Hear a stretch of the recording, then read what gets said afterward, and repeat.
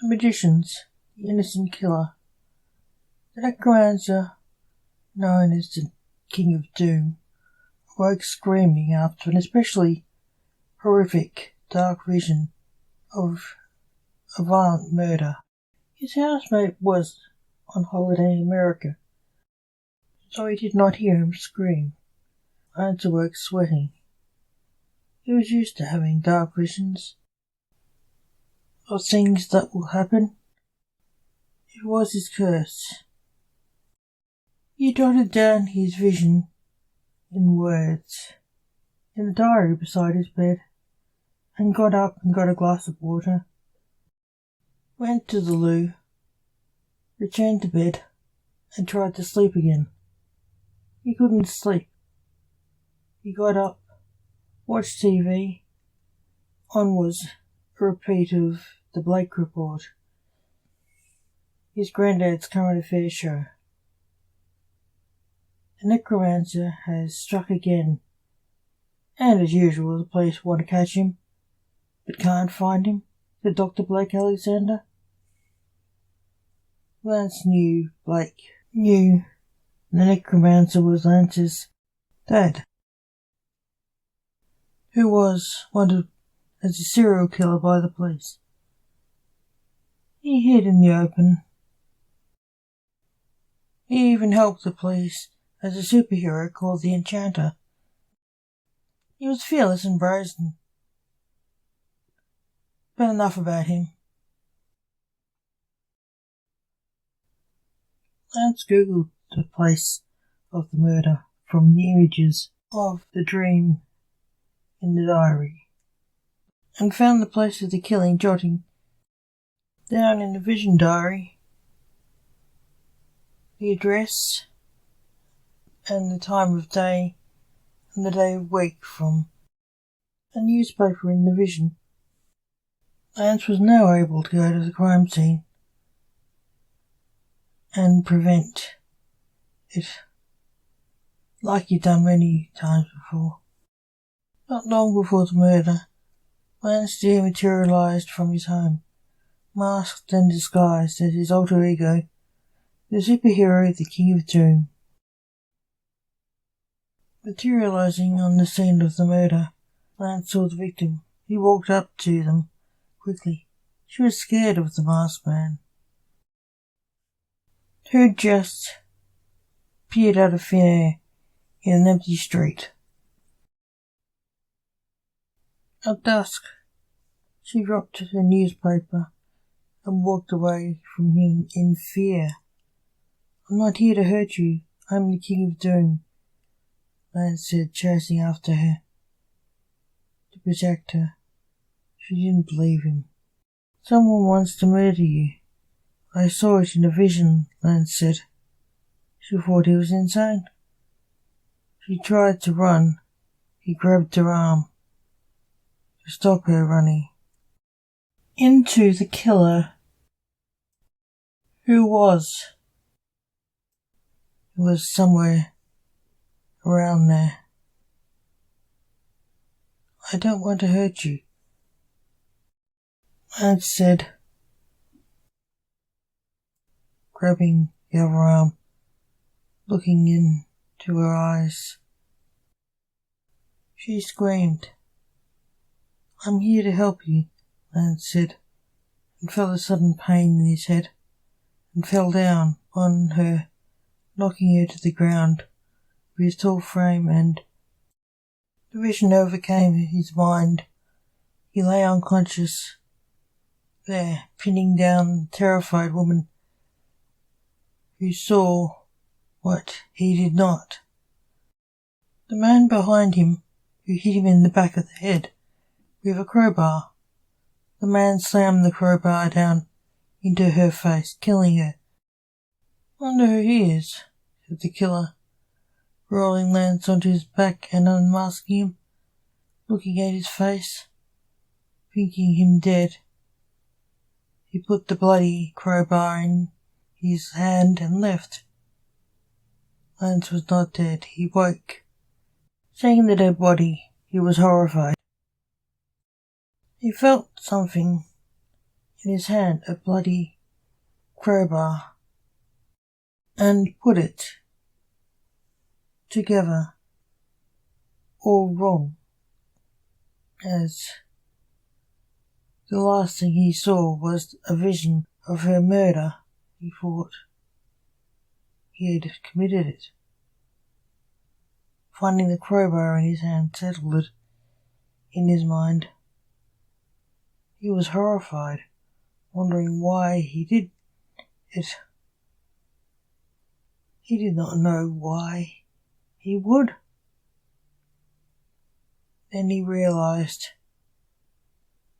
he did not know who he was or why he was there.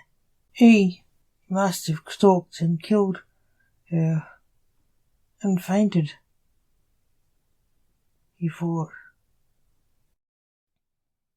He did what anyone who was confronted with being a murderer would do. He ran away. The killer saw him and followed him. Days later, Lance had an appointment with his father at a local restaurant. His father waited for him for an hour with a muffin for him and his son, and he hadn't arrived. So the enchanter asked the staff if they'd seen his son. They had not. So he got the muffins put in a bag and drove to Lance's home, thinking he may have forgotten the appointment. The enchanter knocked on the door of Lance's home. With the bag, there was no answer. It was strange. Lance's housemate was always at home. The enchanter remembered that he'd been told he was going to be on holiday in America. "Junior, are you home?" shouted Lance Senior. The enchanter? "His car is here," said the enchanter, noticing it in the car spot. The worried father dematerialized and materialized in the house, not wanting to break in the door in case there was nothing wrong. He searched it. It was empty, and it seemed to have been so for 4 days by the calendar in the kitchen. The enchanter looked around for clues of where his son was. He saw his son's vision diary and read it in case it had some clue. The last entry was about him going to stop a murder at the scene of the murder. The enchanter took the diary and dematerialized and appeared, to his horror, on a big crime scene full of policemen.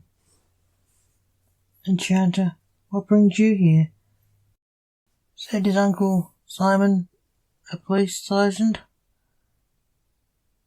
"I'm looking for Junior. He's missing," said the enchanter. "He came to prevent a murder. Mustn't have stopped it." "How do you know?" said Simon. "It was in his vision diary," said the enchanter. "What happened here?" "Know the vision, not who it was or why it would happen, or why you still are here after 4 days. We're trying to find the killer's weapon." "Know the killer? He was a serial killer," said Simon. "You know the killer?" said the enchanter, seriously. "Crowbar Charlie. He kills people with crowbars," said Simon. "We found the blood of a human and the blood of a magician and a mask here," Simon said, concerned. "I think he caught Junior. We'll look for him. He may still have him." The enchanter was really worried now. He gave the paper bag to his uncle, which was still in his hand. "Here, have them. I've lost my appetite," the enchanter said. He decided to hunt the killer, thinking he may find his son. The necromancer found the killer, with the help of his brother, the timekeeper, who was like Junior. He saw things to come and the past, not just the bad. He led him to the place Junior was. "Who are you?" demanded Crowbar Charlie for the 1000th time. "You tell me, I don't know," said Junior, scared and confused, tied to a chair. "Let him go, Charlie," said the necromancer, darkly appearing out of thin air. "What are you?" said Crowbar, seeing him appearing in the room. "The necromancer," said the necromancer, pulling out his sword. "Who's that?" asked Junior, confused and worried. His dad looked dangerous. "Oh, come off it, Doom," said the necromancer, frustrated seeing his son scared of him. "Doom, what is that?" asked Doom, who had amnesia. "The Doom Fairy. You are Doom," said the necromancer. The killer looked nervous. The necromancer was a serial killer noted for killing bad people, like him, sometimes killers. Was this Doom a plant? Was this killer hunting him? "Let him go," said Doom, walking closer. Crowbar put a knife to Doom's neck. "Go away," said the scared Crowbar. "Let him go," said Junior darkly. "Go away," said Crowbar. "Oops," said Doom, who was so scared he wet himself. "Ew, that was disgusting, boy," said Junior. "Okay, have the disgusting brat." Junior disappeared, seconds later materializing behind Crowbar, with his sword in the back of Crowbar. He drew it out. "Nobody hurts my children," said the necromancer. The knife at Junior's neck melted into nothingness. "Thank you, Dad," said Junior, confused and nervous, not sure who the necromancer was. He was pandering to him. "I think we better take you to the hospital," Senior said, noticing he was hurt and acting odd. Noticing his wet pants. "Why, you're home for a change of clothes," Senior said, cutting his son's bonds. "How do you know I won't tell them what you did?" said Junior. "I don't know what you'll do. I think you have amnesia, boy. That's why we're seeing Grandad," said Lance, patting his son on the head. Junior grimaced in pain. He accidentally patted him where the crowbar hit. It was still tender. "Sorry, boy," said Senior, leading him into a swirling portal to his home, to freshen up, before he went to the hospital morgue, where Blake worked as a coroner.